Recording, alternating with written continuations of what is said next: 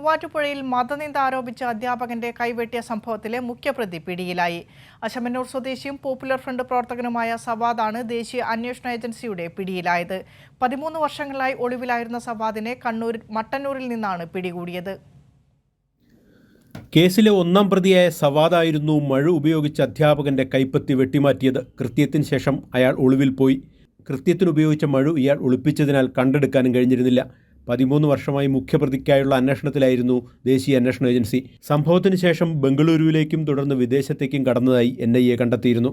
സവാദിനെ പിടികൂടാൻ സഹായിക്കുന്നവർക്ക് 10 ലക്ഷം രൂപ NIA പാരിതോഷികവും പ്രഖ്യാപിച്ചു.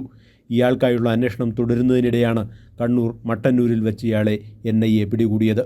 പ്രതിയെ കൊച്ചി NIA കോടതിയിൽ ഹാജരാക്കി കസ്റ്റഡിയിൽ വാങ്ങി ചോദ്യം ചെയ്യും. കൃത്യത്തിൻ്റെ ഗൂഢാലോചന സംബന്ധിച്ച് കൂടുതൽ വിവരങ്ങൾ ഇയാളിൽ നിന്ന് ലഭിക്കുമെന്ന പ്രതീക്ഷയിലാണ് NIA. 13 വർഷം ഇയാളെ ഒളിവിൽ കഴിയാൻ സഹായിച്ചവരെ പിടികൂടേണ്ടതുണ്ട്. ഇയാൾ ഒളിപ്പിച്ച മഴ കണ്ടെത്തേണ്ടതുമുണ്ട്. 2010 ജൂലൈ 4-ന് മൂവാറ്റുപുഴയിൽ വെച്ചായിരുന്നു തൊടുപുഴ ന്യൂമാൻ കോളേജ് അധ്യാപകനായിരുന്ന പ്രൊഫസർ TJ ജോസഫിൻ്റെ കൈപ്പത്തി വർഗീയവാദികൾ വെട്ടിമാറ്റിയത്. പ്രൊഫസർ TJ ജോസഫ് തയ്യാറാക്കിയ ചോദ്യപേപ്പറിൽ മതനിന്ദയുണ്ടെന്നാരോപിച്ചായിരുന്നു അക്രമം. 54 പ്രതികളുണ്ടായിരുന്ന കേസിൽ ബാക്കി പ്രതികളുടെ വിചാരണ 2 ഘട്ടങ്ങളിലായി കൊച്ചി NIA കോടതിയിൽ പൂർത്തിയാക്കിയിരുന്നു. ഇതിൽ 18 പേരെ കോടതി വെറുതെ വിടുകയും മറ്റുള്ളവരെ ജീവപര്യന്തം ഉൾപ്പെടെ തടവ് ശിക്ഷയ്ക്ക് വിധിക്കുകയും ചെയ്തിരുന്നു. പ്രതികളെല്ലാം പോപ്പുലർ ഫ്രണ്ട് പ്രവർത്തകരാണ്. കൈരളി ന്യൂസ്, കൊച്ചി.